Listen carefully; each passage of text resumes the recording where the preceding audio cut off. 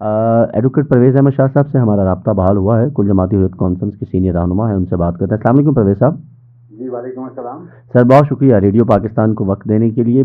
सबसे पहले तो सर ये फरमाइएगा, हम कश्मीर के हवाले से गुफ्तगू कर रहे हैं और साथ ही साथ हम ये बात कर रहे हैं हिंदुत्व के नज़रिए और हिंदू इंतहा पसंदी के हवाले से। हम ये देख रहे हैं कि अब ये इंतहा पसंदी जो है पहले सिर्फ भारत तक थी, लेकिन अब इसको नेपाल तक बढ़ाया गया है। खुद अमरीकी महकमा खारजा की एक रिपोर्ट जो है वो हाल ही में सामने आई है, जिसमें ये कहा गया है कि बीजेपी और इससे मुंसलिक दाएं बाजी के जो मजहबी गिरोह हैं उनकी जानिब से नेपाल की सेकुलर जो हैसियत है उसको ख़त्म करने के लिए नेपाली सियासी जमातों और रहनुमाओं पर दबाव डाला जा रहा है और उनको फंड फ्राहम किया जा रहा है। सर क्या कहेंगे इस इंतहा पसंदी का कि पहले तो ये सिर्फ अपने मुल्क के अंदर ही थी, लेकिन अब आहिस्ता आहिस्ता ये इंतहा पसंदी सरहदें पार कर रही है।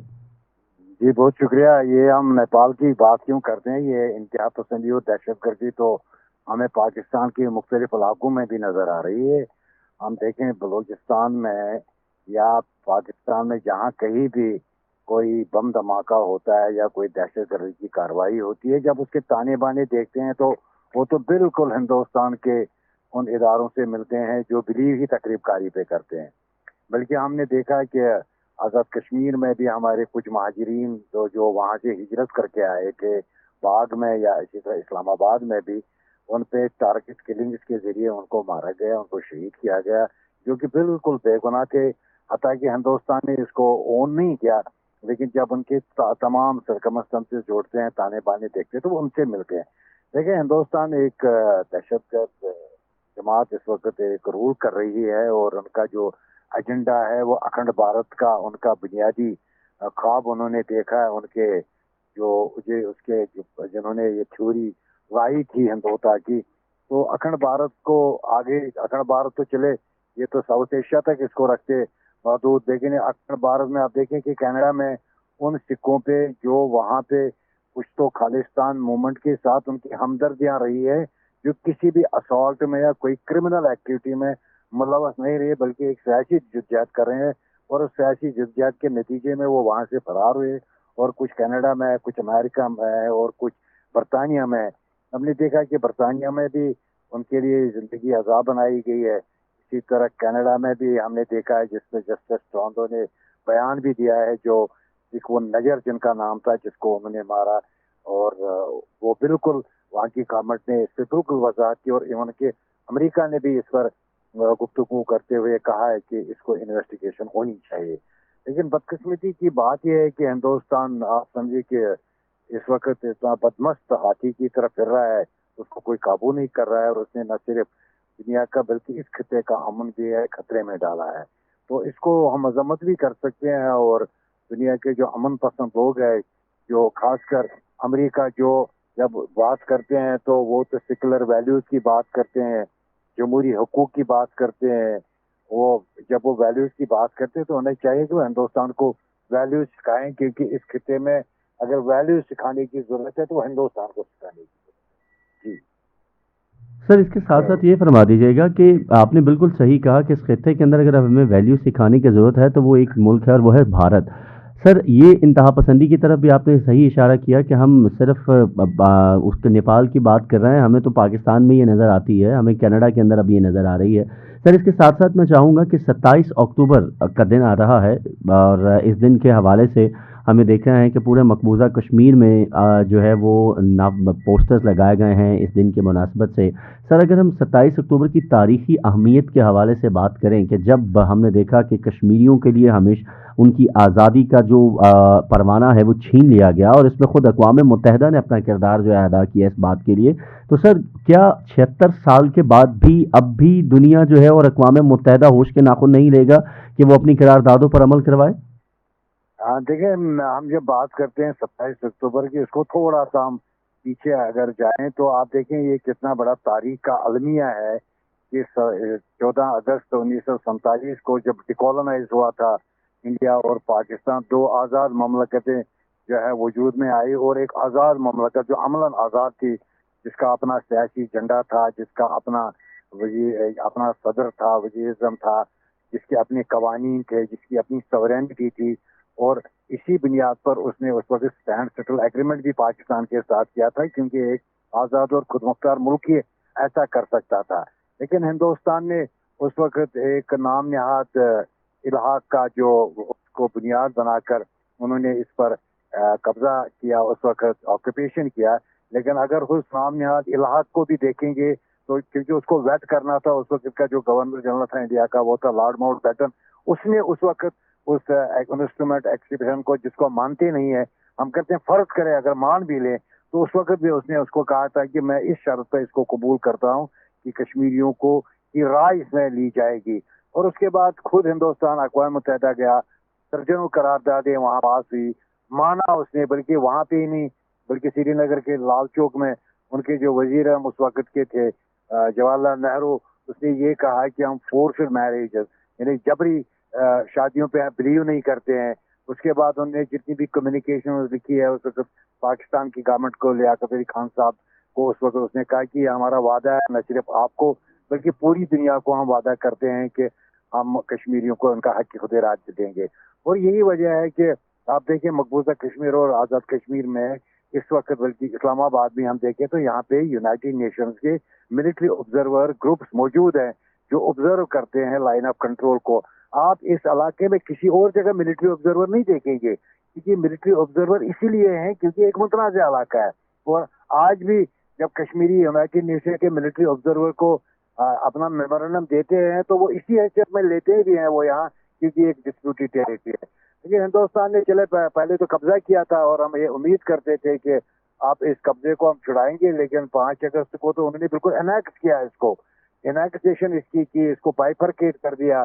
ایک جو اسٹیٹ تھی اس کے 2 حصے بکھرے کر دیے، وہاں پہ بلیک لاز ایسے لائے، وہاں کے جو اپنے قوانین تھے، اسٹیٹ سبجیکٹ لا تھا وہ ختم کر دیا، کشمیریوں کو ڈس امپاور کر دیا. اب دیکھیں کشمیر میں آپ کو آج بھی جب دیکھیں کوئی خبر وہاں سے باہر نہیں آ رہی ہے، وہاں کے میڈیا پہ پابندیاں ہیں. لیکن اس کے باوجود بھی ہم نے دیکھا کہ جب ہم فلسطین کی مثال سامنے رکھتے ہیں تو اسرائیل بھی اسی گمان میں تھا کہ بالکل امن ہو گیا ہے، انہوں نے ابراہم اکارڈ بھی کر لیا، انہوں نے اوسلو اکارڈ بھی کر لیا، اب کوئی چیز ان کے لیے. لیکن ہم نے دیکھا ریسنٹلی جب کیونکہ اس طرح فلسطینیوں نے کسی اس اکارڈ کو جو ان کی مرضی کے مطابق میں تھا قبول نہیں کیا تو انہوں نے مزاحمت پھر کی. اور اس وقت پھر آپ دیکھیں کہ دنیا میں رائے تقسیم ہے، ایک ویسٹ ہے، دوسری طرف عرب ممالک ہے اور چائنا ہے، رشیا ہے. آپ دیکھیں پھر امن خطرے میں پڑ گئے کیونکہ ان کی مرضی کا فیصلہ نہیں ہوا تھا. اور سیم سچویشن اس وقت کشمیر میں بھی ہے. لیکن چونکہ کشمیر کو میڈیا جو ہے ہندوستان کا جو کارپوریٹ میڈیا ہے وہ ڈسٹارٹ کرتا ہے کشمیر کی پکچر کو، وہاں عام بندے کو گولی مار دی جاتی ہے، ٹیررسٹ کا نام دیا جاتا ہے، کیونکہ سنتا تو کوئی نہیں ہے، دیکھتا تو کوئی نہیں ہے. اور اس وجہ عطا کہ میں یہ کہوں گا اس وقت ان کی جو دہشت گردی ہے مقبوضہ کشمیر کے ہر گھر میں آپ کو کسی نہ کسی شکل میں نظر آئے گی. 10 لاکھ فوجی وہاں پہ 80 لاکھ لوگوں کے باہر کھڑے ہیں، ہر گھر پہ ایک فوجی کھڑا ہوا ہے. اور اس کے باوجود ہندوستان کو دنیا کو یہ تاثر دینا چاہتا ہے کہ امن ہے. میں نے جناب بالکل پیس ہے. مجھے بتائیں جہاں 10 لاکھ فوجی ہو وہاں امن کیسے ہو سکتا ہے؟ اور اگر امن ہے تو کشمیریوں کو دے دے نا کل حق خود ارادی، دے دے رائٹ آف سیلف ڈٹرمنیشن.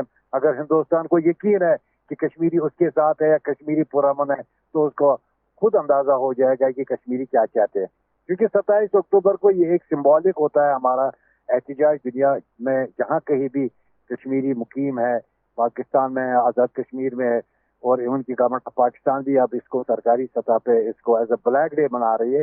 تو یہ ایک دنیا کو ہم ریپیریٹ کرتے ہیں، ہم بالکل یہ بتاتے ہیں کہ اس دن کے جو ہندوستان کہتا ہے وہ وہاں پہ سچویشن اس کے برعکس ہے.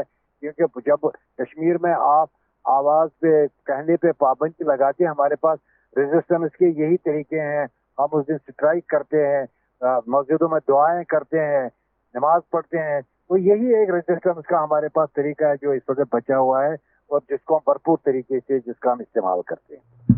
ڈاکٹر صاحب سر، اس کے ساتھ ساتھ پرویز صاحب آخر میں یہ فرما دیجیے گا کہ ہم یہ دیکھ رہے ہیں کہ آج شبیر شاہ صاحب نے بھی عالمی برادری سے بھی اپیل کی کہ وہ مودی کی زیر قیادت بھارتی حکومت جو ہے اس کو کشمیریوں کی سرزمین شناخت اور سالمیت پر ڈاکہ ڈالنے کے سے روکنے کے لیے مداخلت کرے.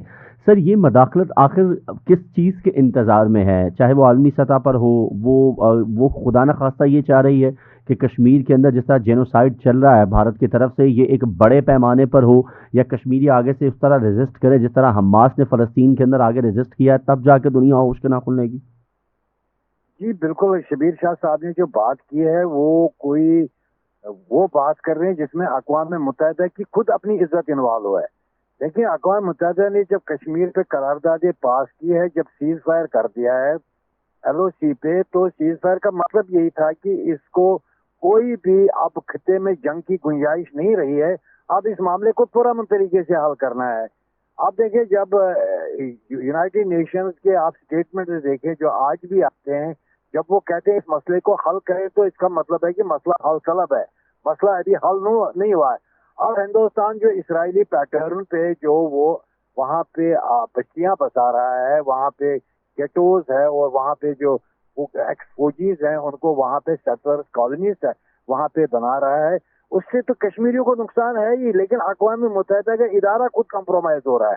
کیونکہ جب آپ غیر ریاستی باشندوں کو وہاں پہ بسائیں گے تو کل یہ اقوام متحدہ کے لیے ایک بڑا سوال ہے کہ وہ حقیقت ارادیت کا حق کس کو ایکسرسائز کروانا ہے. ہم یاد دلاتے ہیں اقوام متحدہ کو اور عالمی برادری کو، کیونکہ یہ قراردادیں کوئی 2-3 ملکوں نے نہیں کیے. جب یونائٹڈ نیشن نے قرارداد پاس کی، اس کا مطلب ہے وہ تمام ممالک اس میں شامل ہے جو آج ہندوستان کے لیے شاید نرم گوشہ رکھتے ہیں، وہ ان قراردادوں میں شامل رہے ہیں اور انہوں نے کمٹمنٹ کی ہے.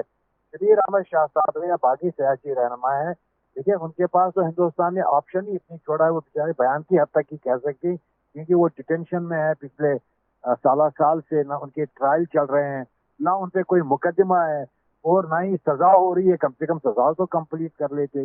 ان کو آزادی پہ اب جو بھی ان کا اسٹیٹمنٹ جاتا ہے، کوئی ملنے جاتا ہے تو وہ اپنی رائے کا اظہار کرتے ہیں اور بات کرتے ہیں، تو ان کو تو اتنا حق ہے، اس حد تک وہ بات کر دیتے ہیں. اس کا مطلب یہ ہے کہ وہ جہاں پہ بھی ہے اس وقت جس حالت میں بھی ہے، انہوں نے انہیں حق خود ارادیت کو نہ کمپرومائز کیا ہے اور نہ کر رہے ہیں. اور اب یہ کیونکہ دنیا پہ ڈیپینڈ کرتا ہے کہ وہ لیڈر، وہ سیاسی قیادت جو جیلوں میں مقید ہے، جن پہ ہندوستان کے پریشرز ہے، ان کی پراپرٹیاں سیز کی گئی ہے، ان کا جینا حرام کر دیا گیا ہے، لیکن وہ کمپرومائز نہیں کر رہے ہیں. اسی طرح کشمیری بھی ہر دن مر رہا ہے، ہر دن شہید ہو رہا ہے، کوئی سمجھوتا نہیں کر رہا ہے. تو اب یہ دنیا کو سوچنا چاہیے کہ کہیں یہ کل فلسطین کی طرف کشمیریوں کو یہ ریڈیکلائز کر رہے ہیں. کشمیریوں کو جب آپ اپنی رائے کا اظہار کرنے نہیں دیں گے، ان کو پولیٹیکل سپیس ختم کر رہے ہیں، تو ڈیفینیٹلی ایک کشمیر تنگ آمد بھائی جنگ آمد وہ تو کل آئے گا. کل کچھ ایسا ہوگا یقینی طور پر جب آپ کشمیریوں کو ان کا حق خود ارادیت جو ہے وہ آگاہ کرنے کے حوالے سے ان کو سپیس نہیں دیں گے تو وہ آپ کے لیے مسئلہ بنے گا. بہت بہت شکریہ ایڈوکیٹ پرویز احمد شاہ صاحب، سینئر حریت رہنما، آپ ہمارے ساتھ موجود تھے.